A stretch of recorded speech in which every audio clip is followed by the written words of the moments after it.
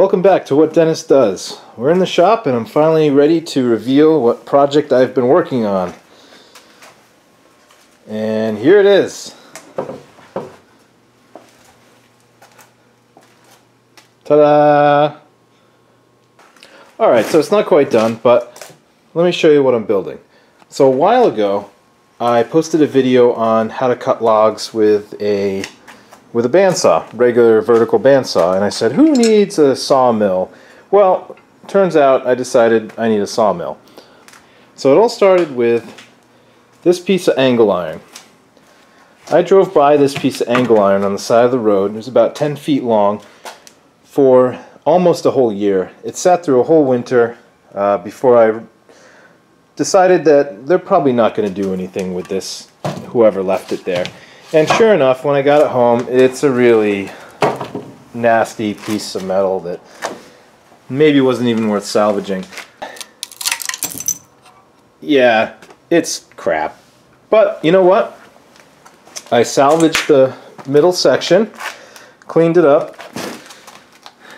You can see it is pretty rusted out in places, but for my purpose, it's just fine. So this is the backbone of what's going to be my sawmill. So to make a bandsaw mill, really you just need a bandsaw that sits horizontally. So we got two wheels, a way to drive them, so a motor is going to sit up here and drive this pulley. And then this whole thing is going to ride on a carriage. Wheels on the bottom. And then I've got some lumber that I'm going to make a track out of. There are two pieces to this that are a little bit complicated that needed some thinking. So we have a static wheel here, and the blade's going to ride between that one and this one. And then this one's going to be movable so that we can tension the blade. But it's going to have to be movable in a way that keeps it parallel to that one, and that we can tighten back down so that it doesn't go anywhere. So here's what I came up with. So on the front of the angle iron, I put another piece of angle iron to act as this lip here. And this is fairly straight and parallel to the other end. On the back here, I've got the smaller piece of angle iron mounted this way to give me a 45-degree surface here. And then the idea is a sled would attach here that could slide back and forth, and then I could tighten against here that would both pull it at a 45-degree angle, so it would pull it tight to the front and then also tight against the bottom. And the sled I made all from just pieces of dimensional steel, angle iron, and some square steel here. So the square steel provides the backbone to this, and then I have two large pieces of angle iron with holes drilled in them that the shaft goes through.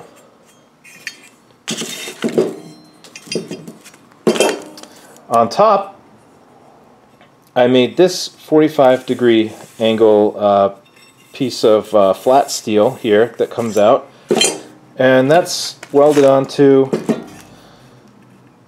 similar thing. I got a piece of angle iron right here to give me that 45 this way. And I drilled some holes and welded it in this way because I couldn't get up in here because I want to keep that nice and free there for the lip to go into. And if I just welded right here, it wouldn't give me a lot of strength if there was any kind of forces this way. So on the back, pretty similar thing here. I got one piece of angle iron here, another piece of flat steel, and I got some bolts with some screws welded in, or nuts welded on here with some bolts, and this whole thing. One more piece. I've got a nut right here, and a piece of all thread is going to go in this way, and I'm going to have a handle on the end so that I can tighten it down so that I can tension this. Whole thing will pull away and it'll tension the blade. So this thing slides on like that. Now the other tricky piece is going to be the blade guide. with the wheel here, and the blade's going to come off it like this. As you're cutting a log, you need something to keep the blade from both popping off the back of the wheel, so to provide some back support, and then also so you can fine-tune the blade up and down at an angle so that you're cutting straight and parallel to the sled that you're pushing along. So I welded in this guy right here,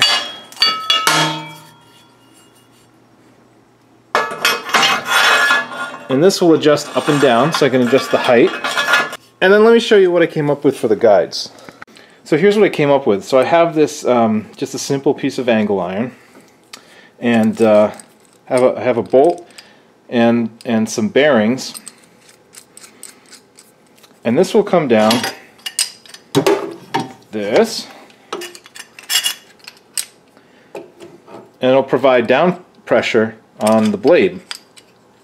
And then on the back here I welded a bolt, and there's another bearing here, a little bit offset so that it doesn't interfere with this one, and then the back of the blade will ride against this bearing.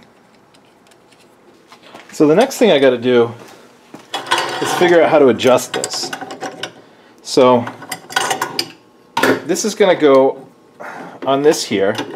So I've got the vertical adjustment, I've got back and forth or front to back adjustment here, and then I also need to adjust the angle here, right? So I think what I'm going to do is I'm going to drill a hole here, and that's going to be the pivot point, and it's going to bolt into this bar here.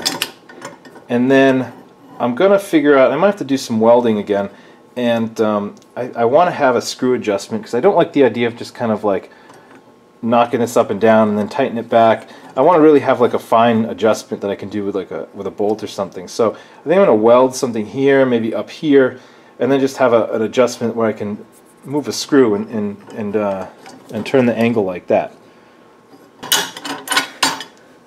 That's for another day. It's really nice out today, and I've got a couple hours of daylight left, so I'm actually going to be painting what I have done already.